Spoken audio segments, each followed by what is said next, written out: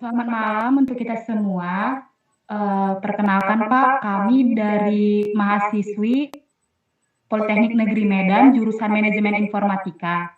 Di sini kami ingin mewawancarai Bapak seputar bisnis yang Bapak geluti saat ini. Sebelumnya, kalau boleh, perkenalkan terlebih dahulu nama serta bisnis yang sedang Bapak jalani saat ini. Nama saya Binsar Simbolon. Bisnis yang saya geluti sekarang ini yaitu bisnis jualan kain. Mulai kapan atau sejak kapan Bapak mulai berjualan atau menggeluti jualan kain tersebut, Pak? Sekitar tahun 96. Dari mana Bapak mendapatkan pasokan pakaian yang untuk dijual? Dari pusat pasar Medan. Sejauh ini bagaimana cara Bapak dapat menjalankan bisnisnya? Kita berjualan itu menjalankan bisnis itu ke daerah-daerah, ke kampung-kampung, yaitu pekanan-pekanan. Ada 6 pekan yang kita jalani setiap minggunya. Yang pertama itu ada Naga Timbul. Desa Naga Timbul ini di Tanjung Rawa ya. Yang kedua ada di Kebun Sayur. Yang ketiga ada di Dalus 10. Yang keempat ada di Gang Wakap. Yang kelima ada di Pasar 7. Dan yang satu lagi ada di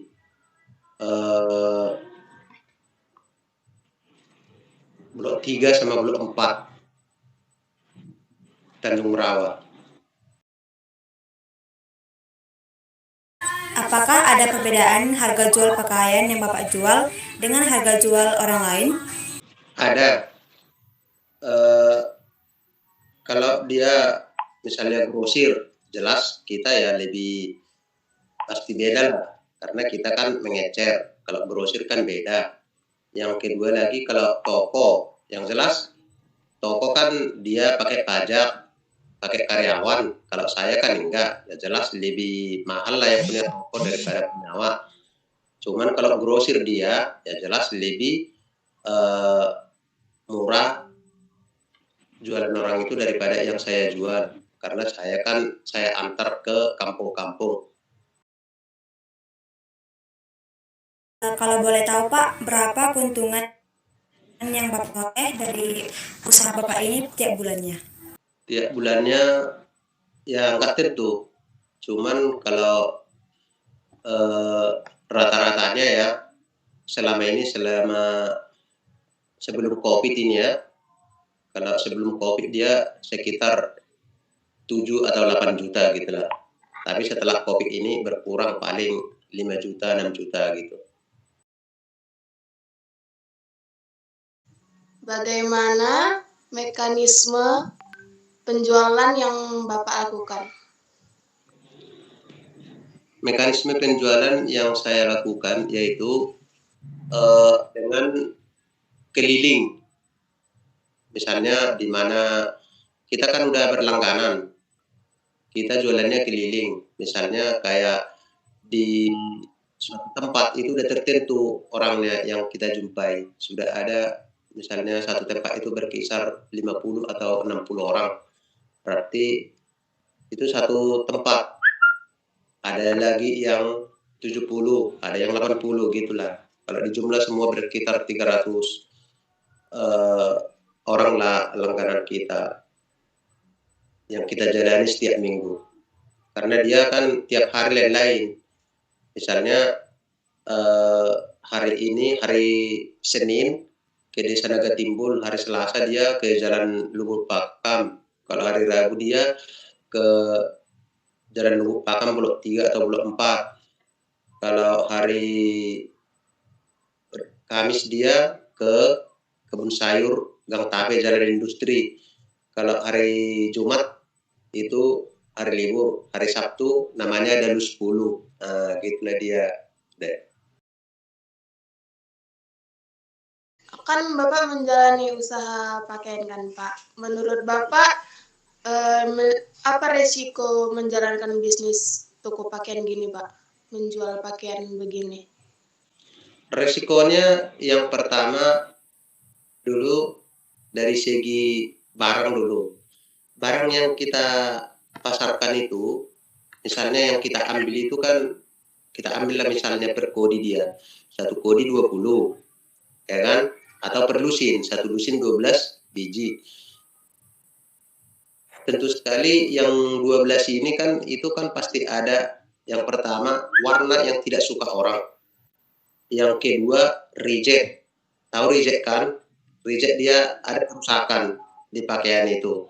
Jadi dari misalnya 1 lusin yang kita ambil, paling bisa dia yang bagus kita pasarkan itu sekitar 8 atau 9 biji.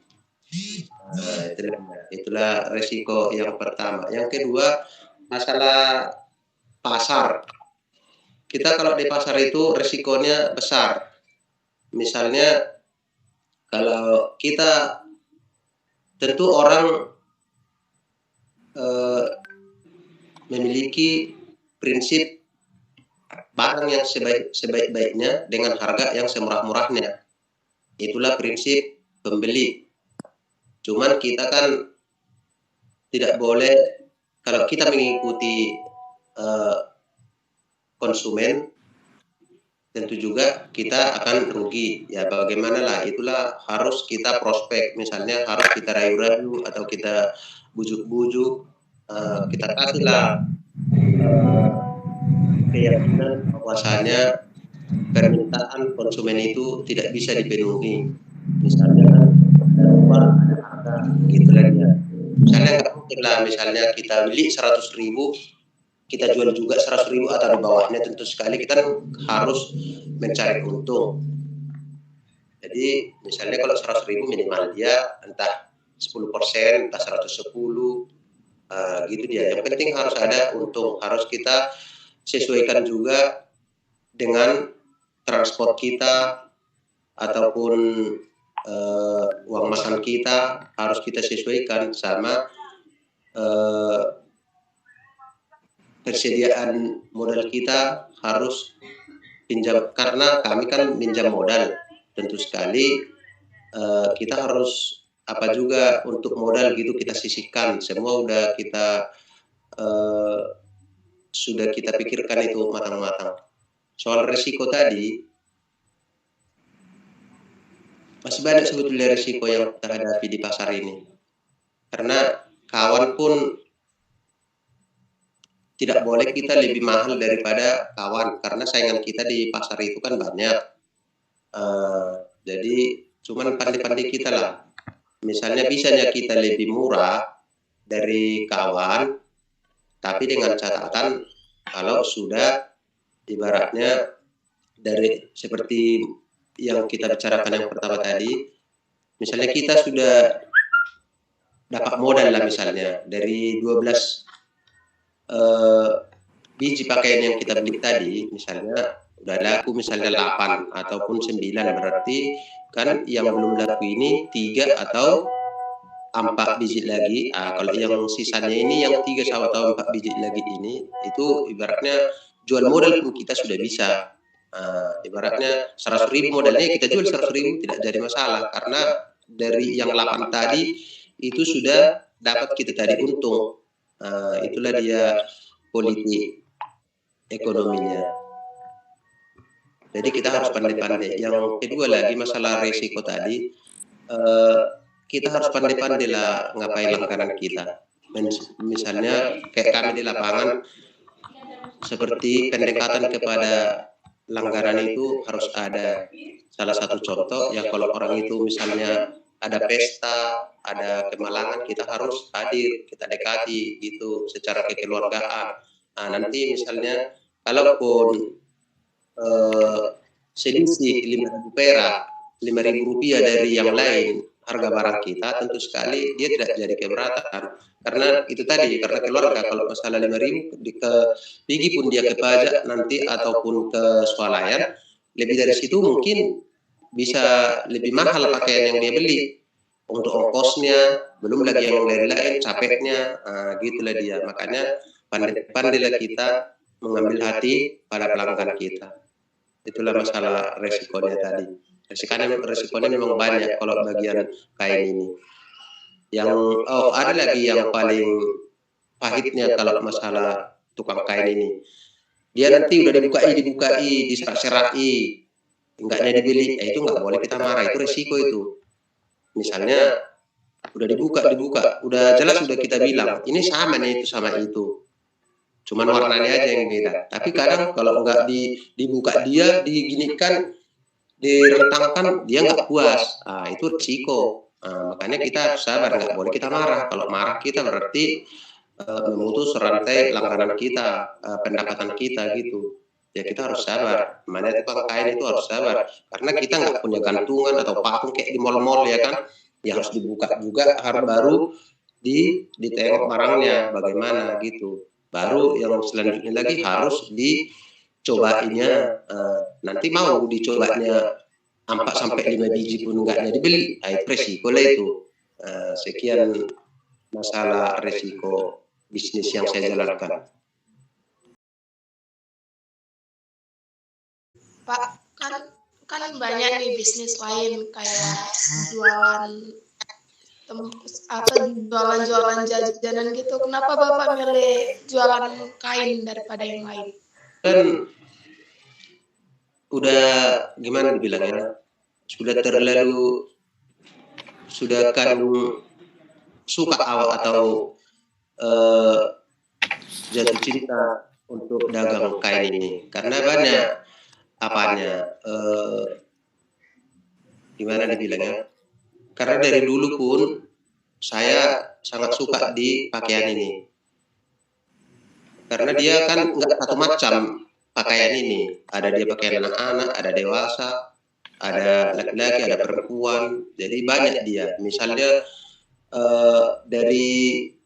tidak dapat dia dari pakaian anak-anak, pakaian dari dewasa. Misalnya bapak atau mama. Tidak dapat dari bapak atau mama anak gadis. Jadi banyak peluangnya untuk mencapai keuntungan. Itulah dia. Sementara kalau jajanan nanti kan gimana dibilang, kita harus tempatnya harus strategis. Pertama dulu minimal dia di pinggir jalan atau di sekolah-sekolah, sementara tempat kita tidak ada gitu. Sementara kalau jualan kain, hari itu kan saya berpikir kalau kita keliling-keliling bisa, di mana misalnya tempat atau kampung yang paling ramai bisa kita datangi. Waktunya tidak terbatas, misalnya kalau sore pun bisa kita jumpai, kalau pagi pun bisa kita jumpai, daripada kalau jualan-jualan lain yang nonggok kita gitu, yang nonggok bosan, tidak ada seninya gitu. Kalau ini kan bisa kita keliling kemana-mana, bisa lain-lain suasananya, ya itulah dia. Banyak lagi kenalan.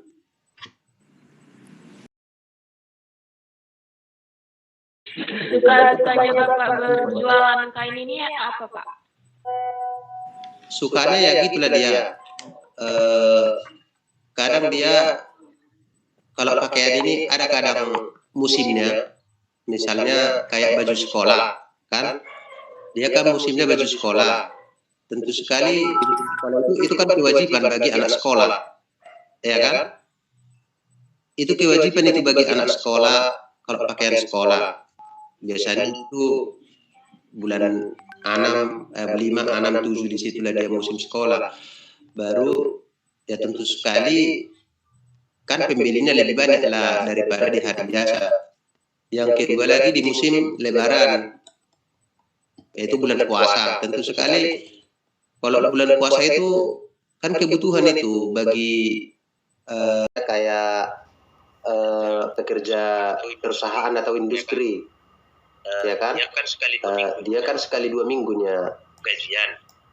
Sementara dia misalnya kepingin lah dia misalnya entah mau pesta lah orang itu, perlu dia kain misalnya seragam orang itu satu keluarga, ya dia minta Ibaratnya sebelum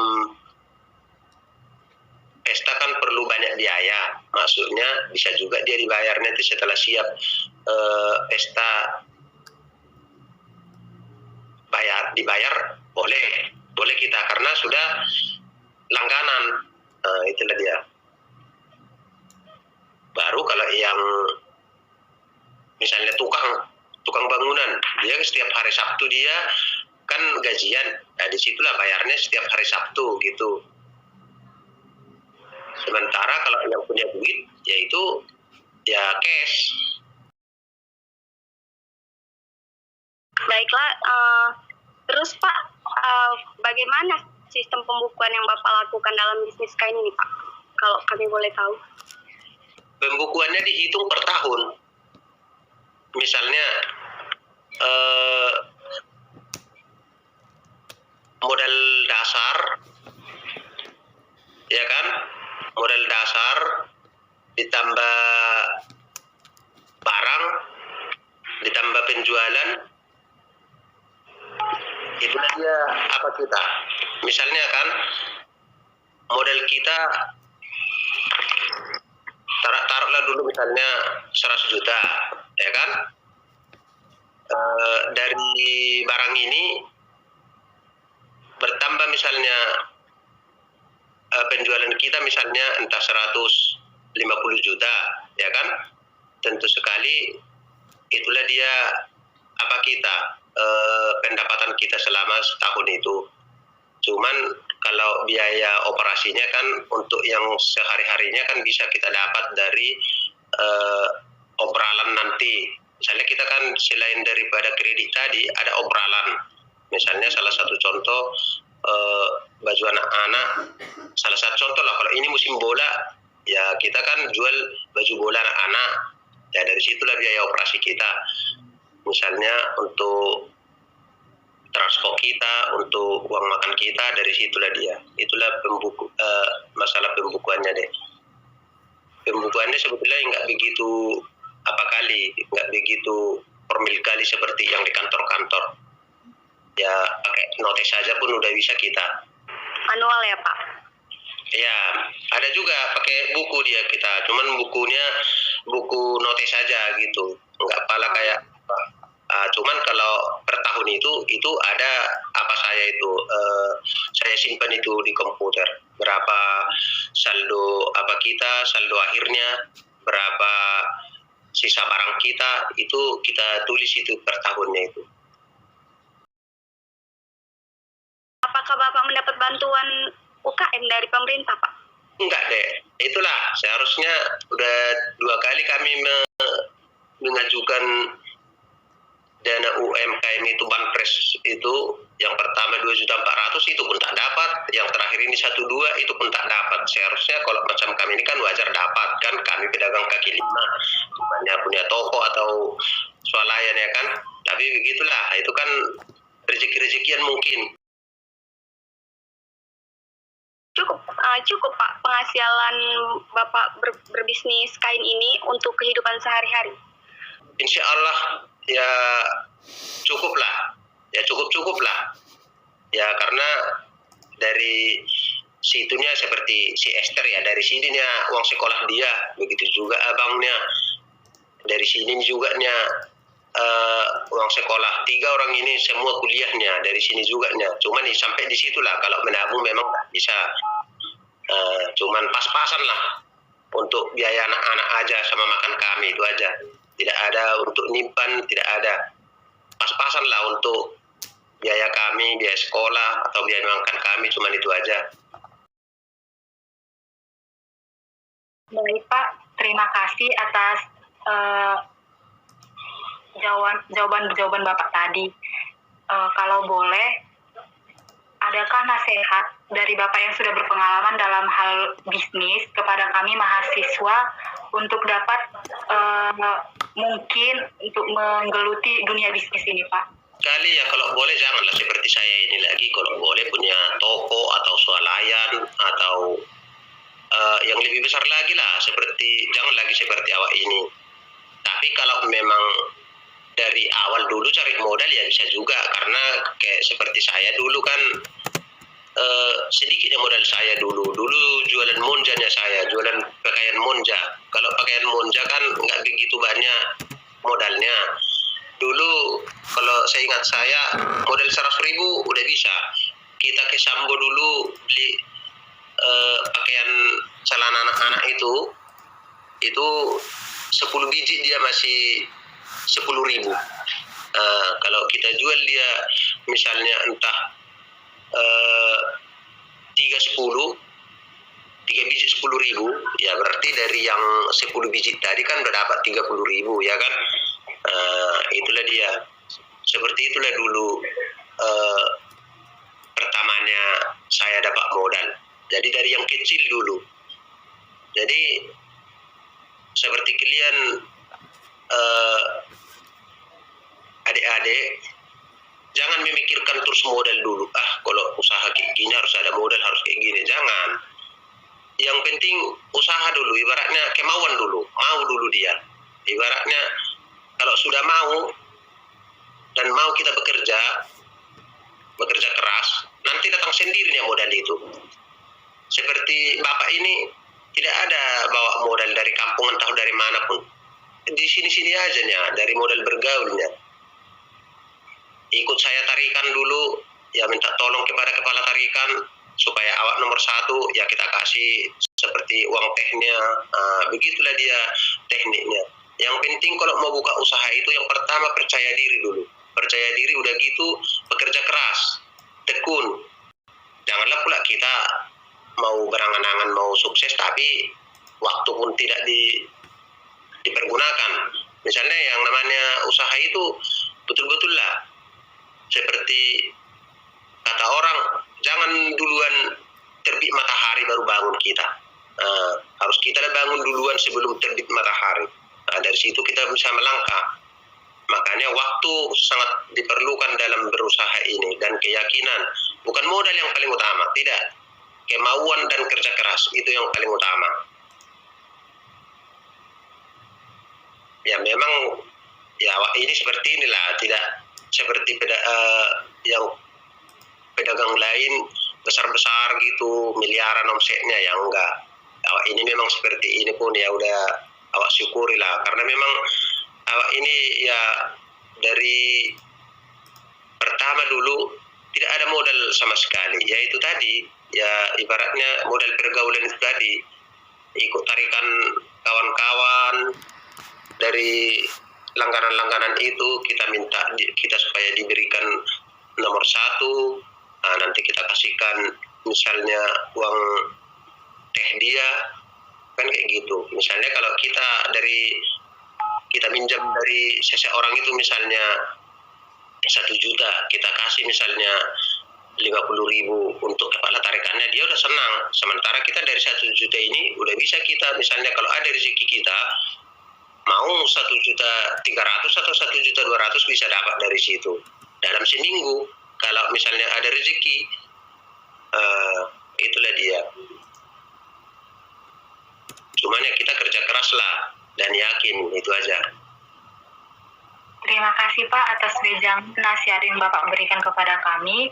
Terima kasih juga atas waktu dan kesempatan Bapak, karena sudah mau kami wawancara perihal tentang bisnis yang Bapak geluti saat ini. Sama-sama. Selamat malam Pak. Ya, selamat malam. Terima kasih Pak. Terima kasih Pak. Udah, terima kasih.